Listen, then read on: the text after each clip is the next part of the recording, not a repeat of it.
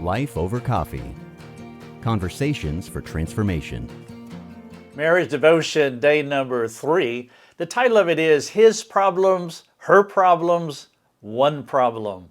The text of Scripture is Genesis chapter 2, verse number 24. It says, "Therefore a man shall leave his father and his mother, and hold fast to his wife, and they shall become one flesh." I watched my wife go through 3 miscarriages. They happened to her. It was her pain, it was her disappointment, it was her fear. But they were my miscarriages too. Now, I did not feel hurt the way she did. Of course not. I have no idea of the physical, the mental, the emotional agony of a miscarriage, at least not the way that she does. But I hurt because she was hurting. I hurt because I lost something too. You see, we are one flesh, not two. When someone murdered my brother in 1997, my wife hurt along with me. She did not hurt the way that I did, but she hurt because her husband was hurting. We are not two people acting independently of each other. We are one body. When I sin, no matter what it is, my wife has a responsibility for that sin. She would never say, "That's Rick's problem, that's his sin." Now, please understand me. It's our sin. But I am not saying she is guilty of my sin. I am not saying that she has to repent of my sin. But she has a role to play because she is me and I am her. We are one. When I sin, she runs to my aid by calling me out or caring for me, sometimes both. She becomes my discipler. She becomes my mentor. Similar to when a briar cuts an arm, the body comes to the rescue. Too often, when one marriage partner sins, the other acts as though they are not part of the one flesh union. This kind of marriage detachment is Job's wife syndrome. The non-sinning spouse gets mad when the other spouse sins. Ironically, this means both of them are sinning at that moment. When two people respond sinfully to sin, they both are guilty before God and before each other. They both need to repent. It's like cursing your arm when it gets cut. That's weird. It's your body. You shouldn't get mad at yourself when something happens to yourself. Are you following my logic? It is biblical insanity to get mad at your spouse when they sin. When part of the body rejects another part of the body, you have a problem. You must call a doctor. Or in this case, if you're unwilling to repent, you better call your pastor or some other competent spiritual leader to help you because you need help.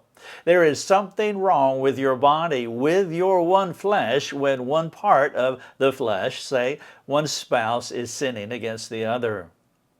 Are you a rescuer and restorer, or are you a critic and a condemner? You'll never be more tested on this than when your spouse does something that annoys you. Never forget that your spouse is an instrument the Lord uses to mature you. We see this in Paul's warning about a person in sin and a person who helps a person in sin. Take a look at these 3 verses that I'm going to share with you, and note how much time Paul spent talking to the helper. The 3 verses are Galatians chapter 6, verses 1, 2, and 3. 47 words. There are 47 words for the helper, and there are 7 words that talks about the sinner in this passage. Listen to them. Brothers, if anyone is caught in any transgression, if anyone is caught in any transgression are the 7 words attributed to the offender or the sinner. Everything else, he's talking to the restorer. Brothers, if anyone is caught in any transgression, you who are spiritual should restore him in a spirit of gentleness. Keep watch on yourself, lest you too be tempted. Bear one another's burdens, and so fulfill the law of Christ. For if anyone thinks he is something when he is nothing, he deceives himself. If you don't see your spouse's problem as your problem, you won't be an active part of the solution, and your marriage will go to places where it cannot recover. Paul warned the restorers to guard their hearts against this kind of self-deception. Let's take some time to reflect. Marriage devotion number 3. How would you characterize yourself as it pertains to your spouse? Are you more of a restorer or condemner? Would you please explain? Number 2. Do you see your spouse's problems as your problems too? Would you explain that? Having a discussion with your spouse would be fantastic. Now, here is a practical suggestion. Will you write down one area in which your spouse is weak and how you provide the strength needed to compensate for the weakness?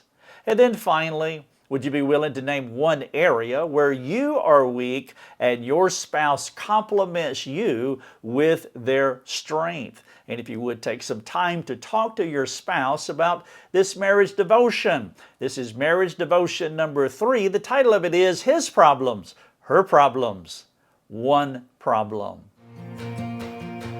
Thanks for joining us. Learn more and get access to other resources at lifeovercoffee.com.